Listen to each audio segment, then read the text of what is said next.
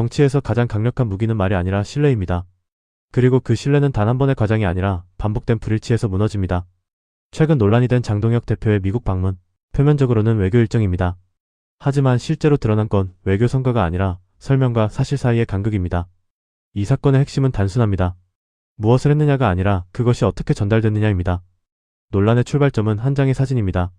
국민의힘은 장동혁 대표가 미국 국무부 차관보를 만났다고 밝혔고 관련 사진도 공개했습니다. 하지만 문제는 그 다음입니다. 미국 국무부 공식 답변에서 해당 인물은 차관보가 아니라 차관의 비서실장으로 확인됩니다. 여기서 첫 번째 균열이 생깁니다. 단순한 표현 실수인지 아니면 의도된 과장인지에 대한 의문입니다. 더 중요한 건 이 표현이 단 한 번이 아니라 반복됐다는 점입니다. 논란이 커지자 장 대표는 추가 설명을 내놓습니다. 비서실장 이전에 차관보급 인사를 만났다는 주장입니다. 하지만 팩트체크 결과 이 인사는 차관보가 아니라 수석 부차관보였습니다. 여기서 중요한 건 부라는 단어 하나입니다. 차관보와 부차관보는 명확히 다른 직급입니다. 외교 실무에서는 정책 결정권과 영향력에서 차이가 큽니다. 이를 한국 기준으로 보면 차관보는 고위 정책 결정 라인, 부차관보는 실무 책임자 수준으로 이해할 수 있습니다. 즉 표현은 비슷하지만 실제 무게는 다릅니다. 결국 두 번의 설명 모두 사실과 정확히 일치하지 않는 것으로 확인됩니다. 장 대표 측은 이를 실무상 착오라고 설명합니다. 또한 직급을 정확히 밝히면 특정될 수 있어 차관보급으로 표현했다고 주장합니다. 하지만 이 해명에는 논리적 한계가 있습니다. 첫째, 차관보급이라는 표현은 일반적으로 차관보와 유사한 위상을 의미하는 것으로 받아들여집니다. 둘째, 기자들이 직접 차관보가 맞느냐고 질문했을 때 이를 바로잡지 않았습니다. 셋째, 이후 보도가 나오고 나서야 표현이 수정됩니다. 이 세 가지를 종합하면 단순한 실수로 보기에는 설명력이 부족합니다. 결과적으로 해명은 논란을 줄이기보다 오히려 의문을 확장시키는 방향으로 작용합니다. 이제 본질적인 질문으로 돌아가야 합니다. 이 만남이 실제로 외교적 성과였는가입니다. 외교에서 성과를 판단하는 기준은 명확합니다.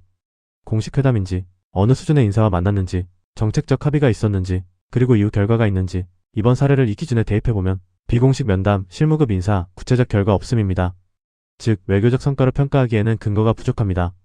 현실적으로는 의미 있는 접촉 정도로 보는 것이 더 정확합니다.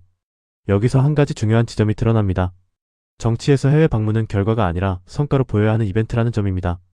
성과가 없으면 실패로 해석되고 성과가 있으면 정치적 자산이 됩니다. 이 구조 속에서 표현은 자연스럽게 확대됩니다. 문제는 이 과정에서 사실과 표현 사이의 간격이 벌어진다는 점입니다. 그리고 그 간격이 드러나는 순간 논란은 성과 여부가 아니라 신뢰 문제로 이동합니다. 이번 사안에서 더 중요한 건 처음의 표현이 아닙니다. 이후의 대응입니다. 설명이 바뀌고 표현이 수정되고 새로운 해명이 추가되는 과정이 반복됩니다. 이 패턴은 한 가지 결과로 이어집니다. 메시지 전체의 신뢰도 하락입니다. 정치에서 한번 흔들린 신뢰는 다음 메시지까지 영향을 미칩니다.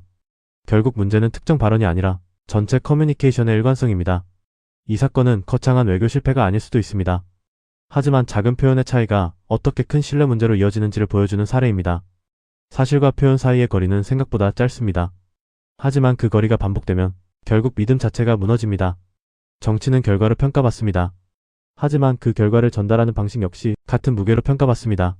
지금 이 논란이 남기는 건 외교 성과가 아니라 하나의 질문입니다. 다음에 들리는 말은 과연 그대로 믿을 수 있는가?